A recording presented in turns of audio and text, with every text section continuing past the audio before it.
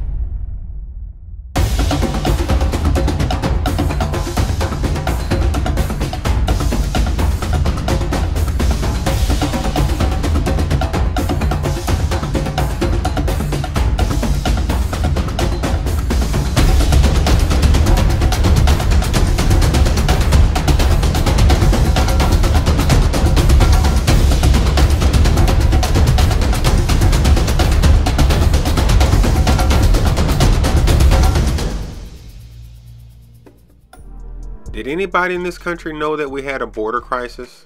Because the way it continues to spiral out of control, the only people that seem to give a damn are the border agents down there doing their job. And no matter how many people they apprehend, they're facing an uphill battle.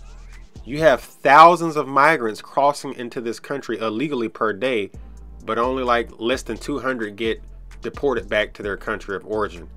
It's almost impossible to stop this from happening with the resources and manpower that they currently have. It's like trying to plug a gunshot wound with a band-aid. It's just not gonna work. It's gonna take a lot more resources, a lot more support, and a lot more political will from the federal government and some of the border states to make this happen.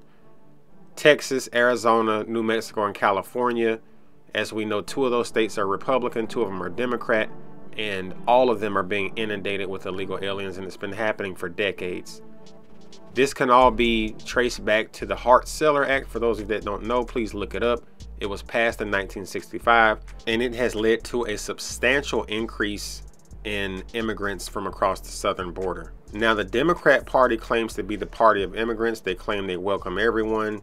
They want more immigration. They're proud of it. They're proud that this country is going to become minority majority in the next decade or so, if it doesn't happen before then, the way things are going. You look at the white death rate compared to the white birth rate. You look at the abortion rate. The black race isn't really growing anymore thanks to abortion. It's primarily Hispanics that are driving the population growth of this country, and that's another conversation for another video. But the Democrats say they're the party of immigrants and they love the immigrants, but they're dying crossing that border to get over here. They're dying from heat exhaustion in the summer. They're dying from drownings in the Rio Grande River. But the powers that be do not care. If you truly cared, you wouldn't look at this from a political perspective, because for them it's all about, you know, allowing these immigrants to come in to replace the white majority so they can have them to vote for the Democrat Party, as we all know. And it's not only being done for political purposes, it's being done for control. It's been done so they can remain in power indefinitely. And so what if a few hundred or 1,000 or more of these immigrants die every year getting over here? As long as the majority of them get over here, that is downright evil. For the party that's supposed to be so humane, so pro-democracy, so for the people, they sure are showing who they really are. This is pure evil what these people are doing. Demographic change. 70% of all state school pupils in Los Angeles are Hispanic. The nation was founded by European Christians, but according to new numbers, that part of the population is now the minority. The United States is an increasingly diverse country, as there have been significant increases in the number of people who identify as multiracial, Hispanic and Asian. Now the white population is 57.8% of the population. The Hispanic population grew by 23%, responsible for more than half of the entire country's population growth. More than half coming from Hispanics.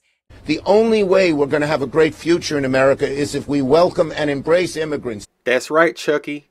As long as they get over here, the future is immigrants, even if they have to die trying to get over here. Even if some of the women are sex trafficked and some of their daughters are sexually assaulted, y'all have heard of the rape trees. That's why you see panties and bras in the trees, because the coyotes and the cartel members will save those as kind of tokens to show the women that they violated getting over here. The Republican Party talks a good game, but we know they're in on it too, because they've had a chance to stop it and they ain't done jack shit.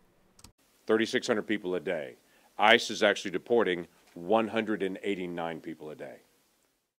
Tonight, stunning new evidence in what officials are calling the nation's deadliest case of human smuggling.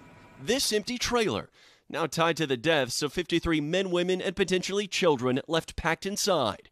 Among the dead, 4 Hondurans, including 2 brothers, Alejandro and Fernando Caballero. Today, their mother mourning their loss, saying her sons were anxious but excited for a future where they could work to build their mom a new home. Mexican authorities cooperating with U.S. investigators are painting a grim picture of the deadly journey. And just for the record, I have nothing against the Hispanics or anybody else. I'm a black person myself. I just don't like what's happening to our country. I believe the border should be secure like everybody else who has common sense.